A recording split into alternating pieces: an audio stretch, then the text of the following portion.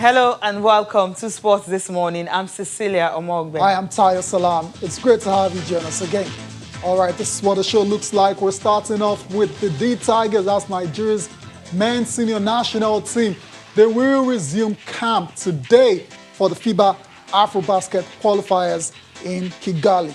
And the good news is the coach is already in Rwanda with his assistant. So that's talking about Mike Brown. Mike Brown, you need to say that. Mike Brown is already in Rwanda, just waiting for the players. They'll start arriving in camp today. Yeah. Also on the program is 64 and counting. Talking about Liverpool, unbeaten run is now 64. Now this is a record. They haven't been beaten at Anfield in the Premier League since April 2017. Wow. So, what a record. Great. And surpassing the record that they held one time. It was 63 unbeaten league games. That was between 78 and 81. 1978 and 1981. That was the last time they had 63 unbeaten run. And now Jurgen Klopp has surpassed this record by one. Well, it's still counting because we don't know what is up next for Liverpool. 64 and counting. Remarkable record indeed. Against Leicester, 3-0, that's how it ended. A lot of people thought perhaps this is the day, or yesterday was the day when Liverpool will get to lose. But it didn't turn out to be so. Thanks to Diogo Jota and Roberto Firmino. Also on the show, let's go to London now, where there's only one king, and is none other than Daniil Medvedev. He's taken out Dominic Thiem in the finals of the ATP finals in London.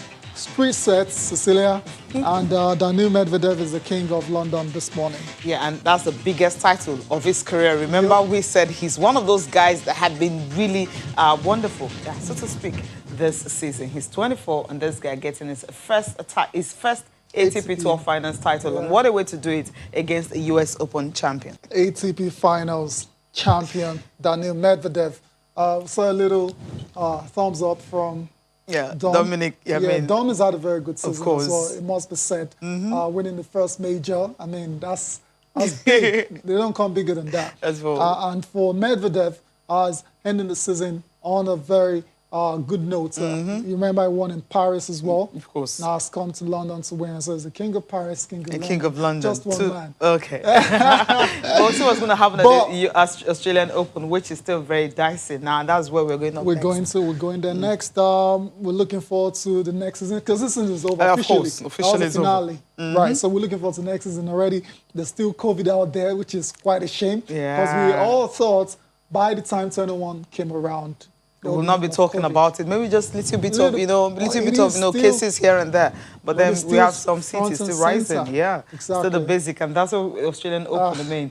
I mean, the government in Victoria. I mean, I don't know. It's a little bit confusing right now, because what the news going around, coming from some of the athletes and the organizers, is the fact that they may not be able to play warm-up games. That's the issue. So how do you not play warm-up games? And of course, then you end up winning a tournament. So it's going to be difficult for most of these players. So that's why they actually wanted that. But even if they can't get that, but at least they can train.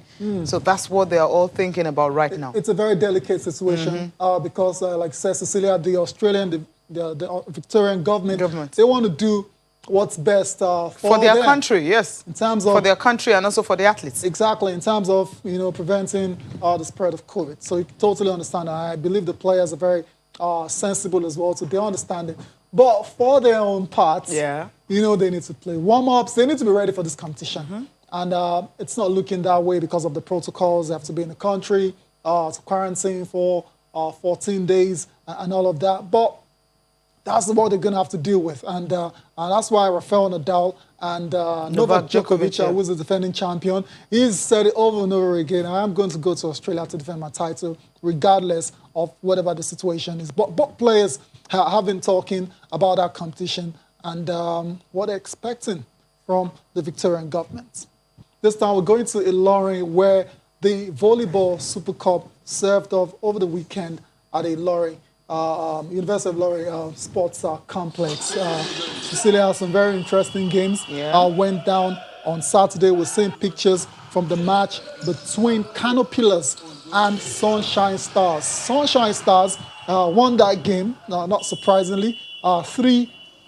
Very, very tense and entertaining match Cecilia, between these two sides? It was really, really competitive for this game, for the sides too. But at the end of the day, Sunshine Stars, as you mentioned, were the better side, of course. And the coach said, well, it's got that winning mentality that the boys had. He has instilled the winning mentality on them, so they understand that, yes, they can remain focused and try to win the game. And that's exactly what they did, just beating Kano Pillars by 3-0. So for Pillars, well, you would say, well, newly improved, I mean, trying as much as possible. Okay, the result you're saying now is actually day 2. What we're talking about was what happened day 1. We're going to come back to this. But let's just quickly take it out of the way. Day 2 of the result. Okay, we're back to the game again, you know. You were talking about the coaches for Sunshine, talked about winning mentality a lot.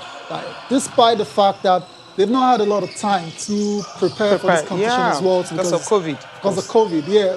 But the fact that it's been you know, instilling that mentality in them all as well. It's kind of helped them win this particular competition. For Kano Pillars, though, even though he's lost this game, the coach is still very much talking tough, still believes they'll go on to win this competition despite the little setback in the first game. Well, I won't say there is no magic except that by the grace of God, we try to put in what we call winning mentality. You could see the match was very tough, and they never wanted us to go freely.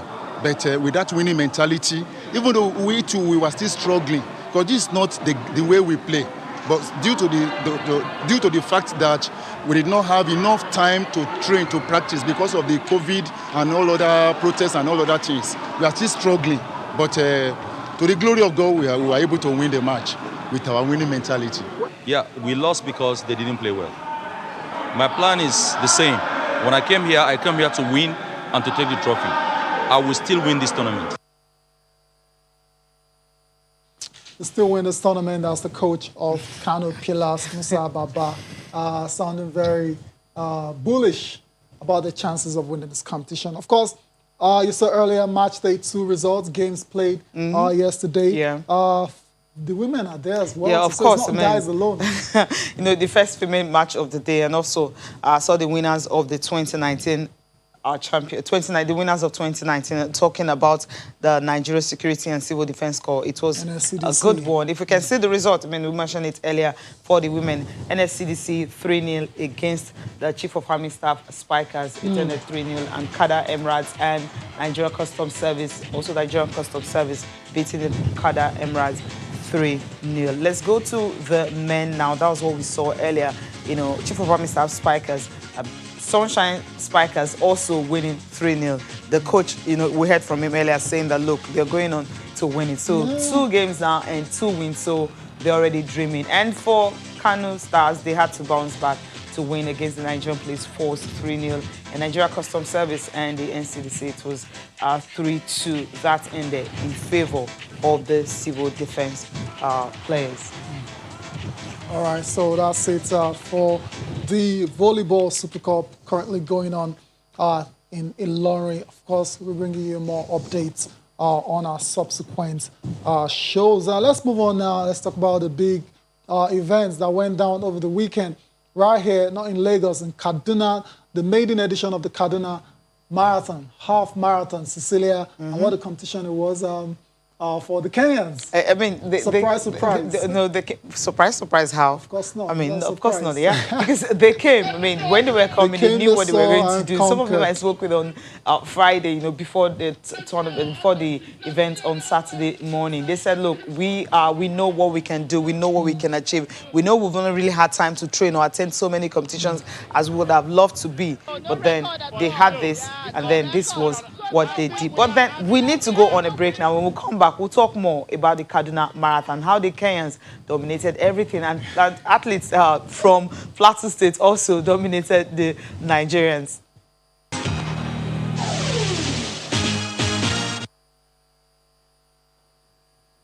You're welcome back to Channel Sport this morning. Shola Rogers has now joined us. Shola, good morning.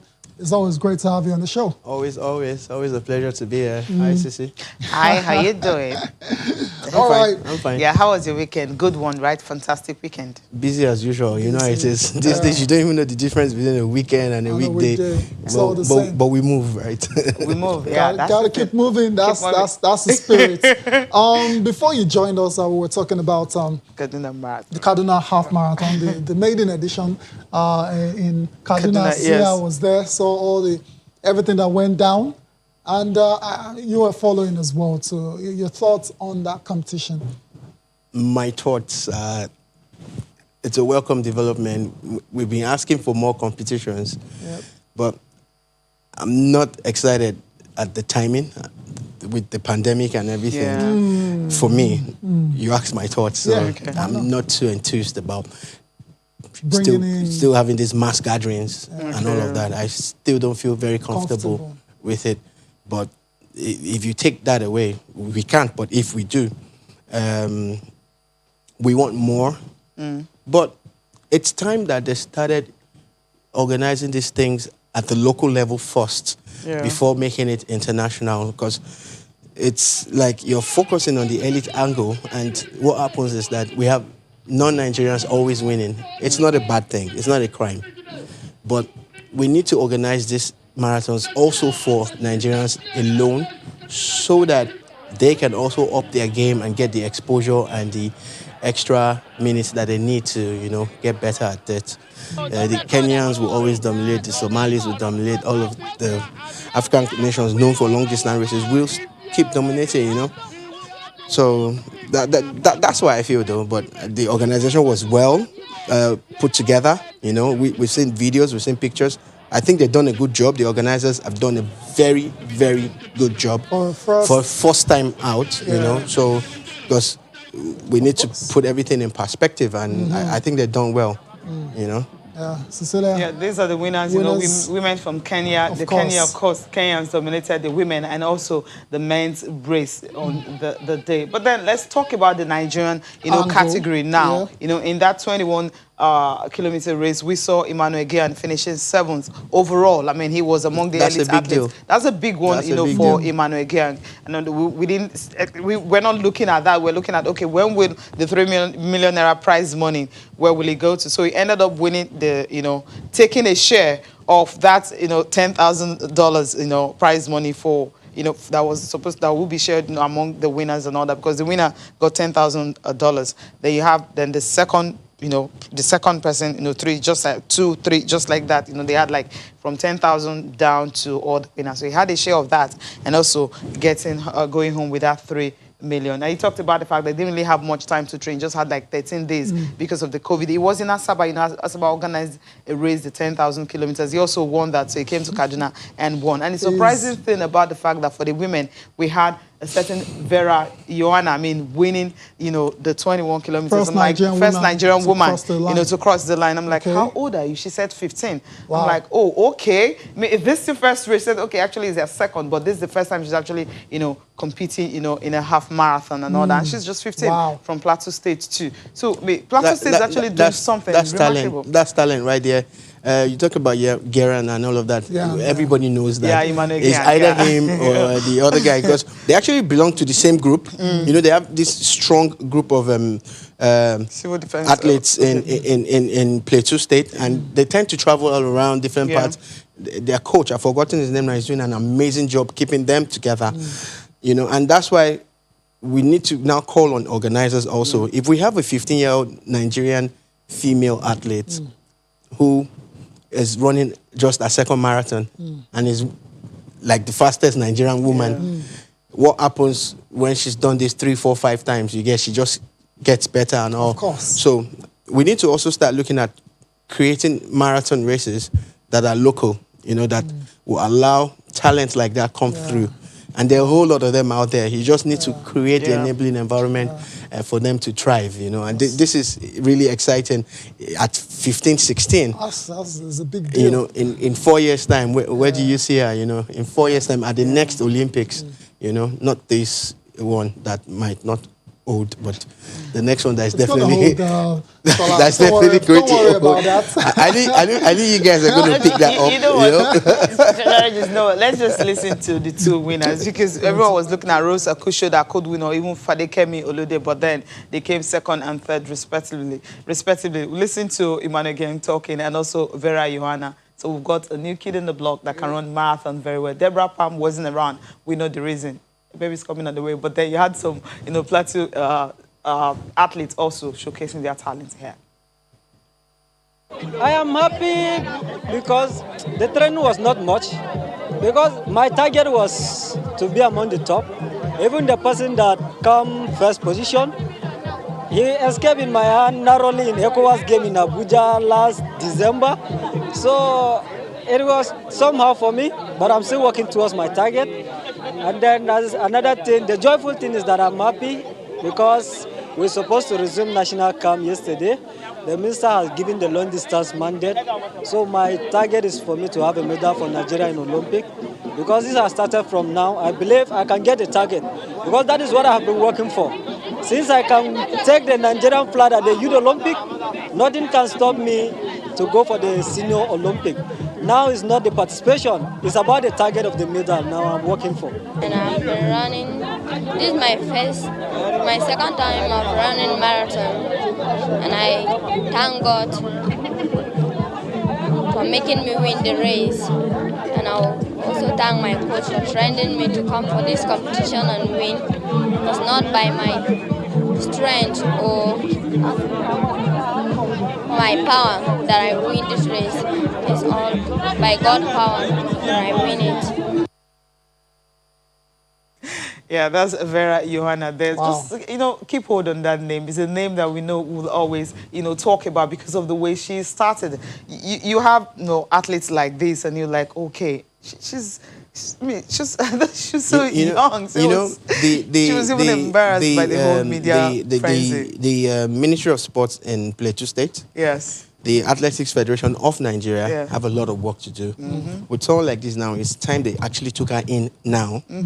Make sure that she continues with education as they allow her train and everything, because this is a rare talent. Yeah. But I guarantee, I have a strong feeling, and we've all know this on this table, that talent has never really been the problem in Nigeria.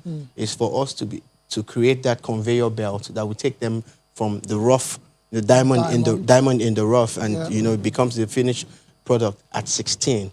She looks 10 to me. She has a very small stature and everything, which is not a bad thing because now it hasn't hindered her from being the fastest Nigerian woman at a 21-kilometer race. Yeah, and I mean, talking about her stature, you see how the Kenyans, you see how they look? Yeah, they all look, they don't look big and all of that, we know that there's a lot of that going on in Plateau State. So there's nothing wrong with us focusing on that part of Nigeria and even taking talent from other parts of Nigeria there. Probably has to do with the altitude or something that's keeping them going at that rate. But this is kudos to the organizers of the marathon for bringing this talent to us. But please also look at putting together stuff for young kids like this so that we can bring more talent through. Hopefully, talking about bringing more talent through and also having a situation whereby maybe other states can actually emulate what Kaduna State has done by trying as much as possible to organize sports for the citizens. The president of Nigerian Volleyball Federation was also at the event. They had the 5K, the 10K, and also 21K. He ran the 5K. He finished the race. That was a good one for him because he said he's been running for around 42 before now. Then he was a bit younger when they had to go for 5K. We'll listen to him, what they had to say concerning the marathon and how other states can actually emulate what Kaduna State did on Saturday. I'm really happy for the state government that are taking up the race for a marathon. Bear this in mind. This is a way forward. If you build the youth, you build the nation. The issue of answers and other things shouldn't have come up. Demands of answers wouldn't have come up. But I want to say, appeal to the federal and state government. They should open doors for sport activities. Look at the magnitude of people. I want to thank the governor of Malam El-Rufai, frankly speaking, is doing a lot in sport in Kaduna State. And that's why people like us had to come out and support him. And we are really pleased with the governor. And it is my desire, other state governors, to move, to pick up the development of sport in their areas. It will help. No, in sport, I always tell people, it's not money. The little money you bring, they used to come out. That is the passion. Sports now is empty now. It's not just, no, let's put in resources into sport. It will help a lot. It's passionate appeal there coming from Musa Nimrod. You could understand why he's saying that, because money needs to be put into sports and for the youth to benefit from that. There's no shortcut to where you have to invest. Invest in it and reap the success. If you don't invest in it, well, whatever happens, you take it, right? That's just the way it is. Let's go on. I shouldn't say anything. You don't want to say anything. We know your stand on that. Okay. No. Why would I want to say something? I just want to say it for the optimist time, that when people like this talk, listen to them, you know, and we've been saying it over and over again. If the governments at the local government, state and federal government level realize the importance of sports, what it will do for health and security, they would invest more in sports. Okay, so that's enough of the lip service. It's time to take it serious, right? All right, let's go on to where, of course, sports is big business, taken very seriously. In England, the English Premier League matches played yesterday.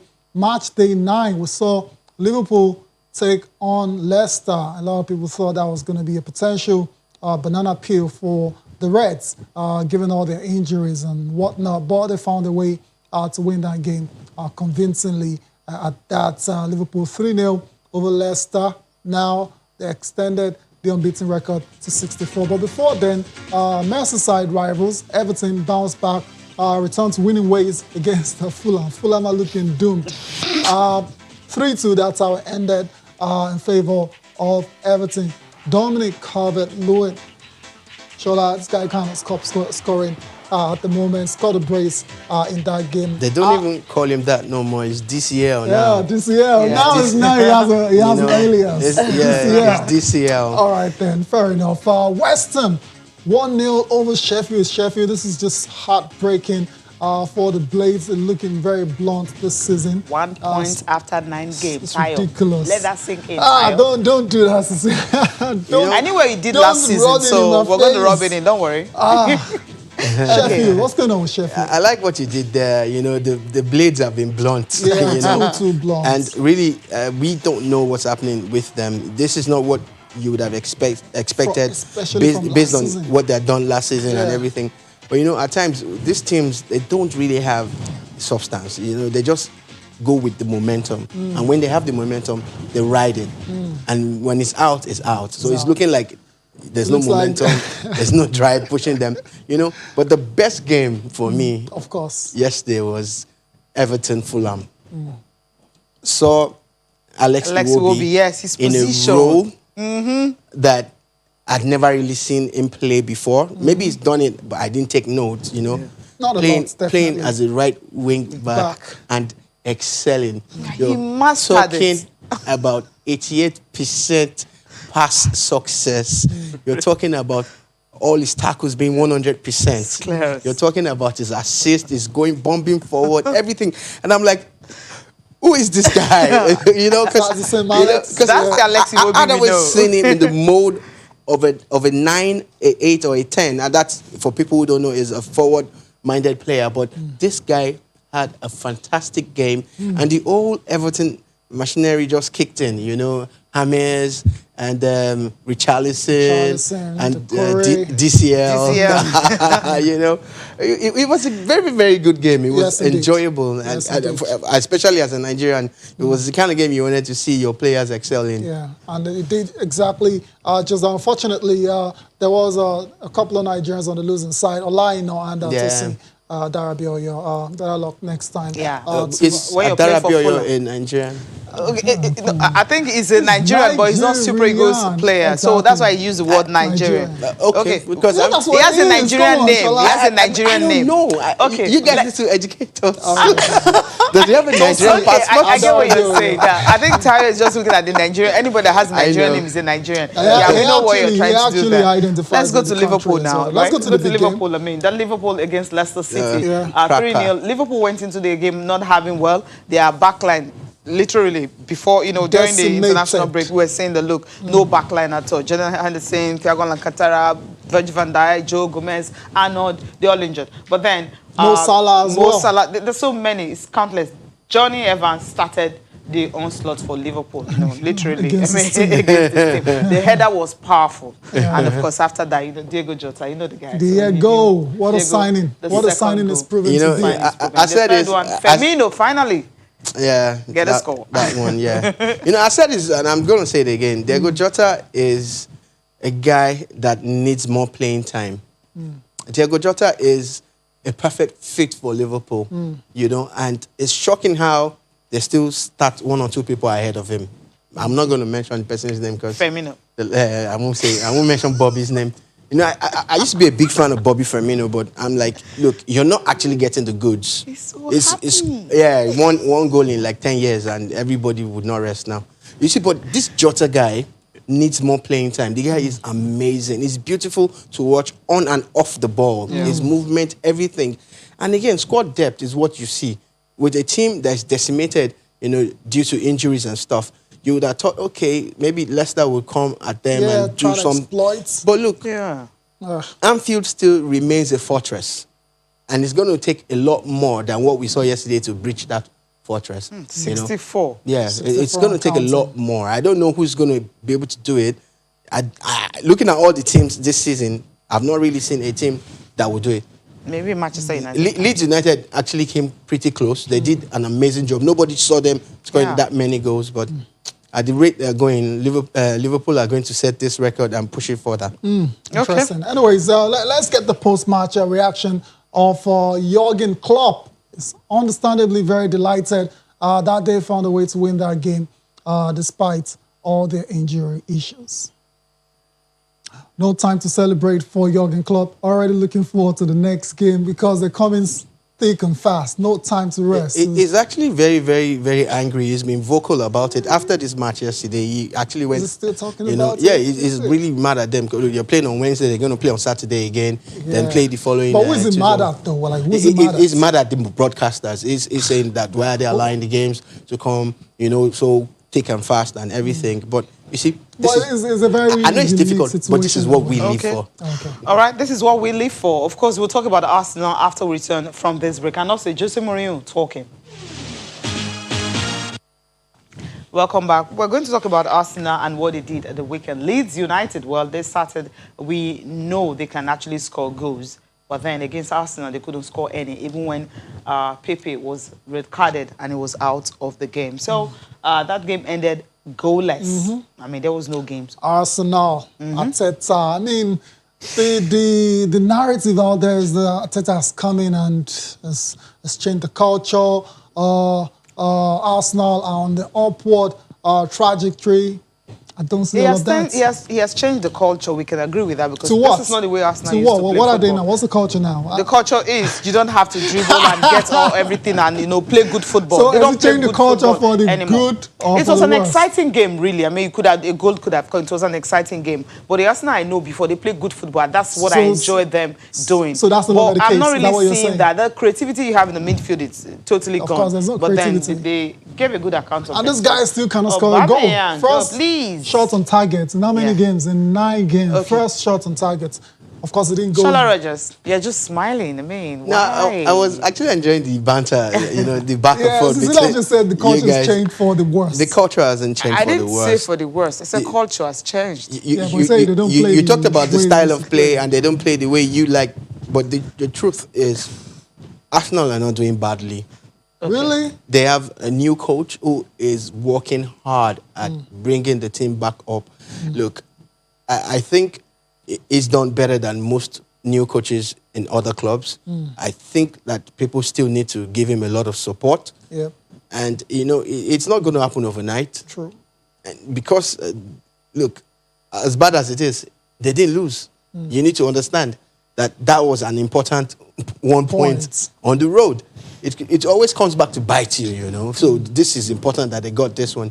The major talking point is the dumb act by Pepe, you know. And Pepe's biggest problem is not because he's not a good player, is the price tag. Especially in a club that doesn't spend so much to buy players. And when they start to buy big players, everybody expects them to deliver on a regular. Coming from where he was in France, where he was just banging in goals. But people had forgotten that most of those goals were penalties and other things, you know. But the thing is, it will come good. Arteta looks like he's going to get the best of him. He was talking over the weekend, and he was like, yeah, what he needs to do is work on his concentration and his levels and stuff.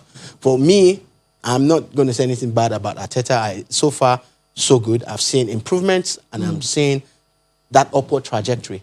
I still see it. Anyways, Arsenal 11th on the log, 13 points from 9 games. Let's go to the league leaders. Okay, league leaders in November. In November, right? Talk about Tottenham and Jose Mourinho. He's playing down title talks this morning. Let's just listen to him. Then we'll get reaction from Rogers here.